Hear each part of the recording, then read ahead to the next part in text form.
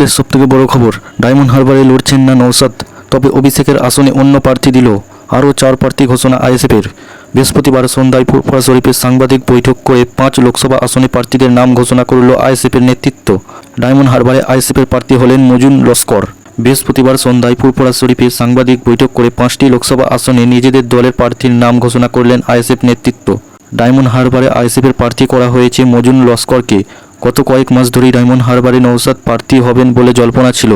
যেহেতু তৃণমূলের সর্বভারতীয় সাধারণ সম্পাদক অভিষেক বন্দ্যোপাধ্যায় ওই এলাকার সাংসদ, তাই ওই আসনের সংখ্যালঘু নেতা নওশাদের প্রার্থী হওয়া নিয়ে জোর গুঞ্জন ছিল। এর আগে অভিষেকের বিরুদ্ধে প্রার্থী হওয়া নিয়ে নওশাদ জানিয়েছিলেন তার দল তাকে অনুমতি দিলে তিনি ডায়মন্ড হারবারে প্রার্থী হবেন, কিন্তু আইএসএফের নেতৃত্ব তাকে প্রার্থী হওয়ার অনুমতি দেয়নি বলেই জানিয়েছেন তিনি। নওশাদের প্রার্থী না হওয়ার প্রসঙ্গে আইএসএফের একটি সূত্র জানাচ্ছে, মার্চ মাসের শেষ সপ্তাহে ফুরফুরা শরীফেই লোকসভা ভোটের প্রার্থী ঠিক করতে বৈঠকে বসেছিলেন দলের শীর্ষ নেতৃত্ব। ওই বৈঠকেই দলের নেতৃত্ব নওশাদকে ডায়মন্ড হারবারে প্রার্থী হওয়ার বদলে দলের তারকা প্রচারক হিসেবে কাজ করার কথা বলেছিলেন। তবে বামফ্রন্ট ও কংগ্রেসের সঙ্গে জোটের আলোচনাতে বারবারই আইএসএফের নেতৃত্ব ডায়মন্ড হারবার আসনটির দাবি জানিয়ে আসছিলেন। বাম কংগ্রেসের নেতৃত্ব জানিয়েছিলেন নওশাদ প্রার্থী হতে চাইলে তাদের আপত্তি নেই, কিন্তু সেই লড়াই থেকে নওশাদ এখন সরে গিয়েছেন। ফলে জোর ধাক্কা খেল বাম কংগ্রেসের জোটও, কারণ ইতিমধ্যে বামফ্রন্টের প্রার্থী হিসাবে সিপিএমের ছাত্রনেতা সৃজন ভট্টাচার্য প্রচার শুরু করে দিয়েছেন।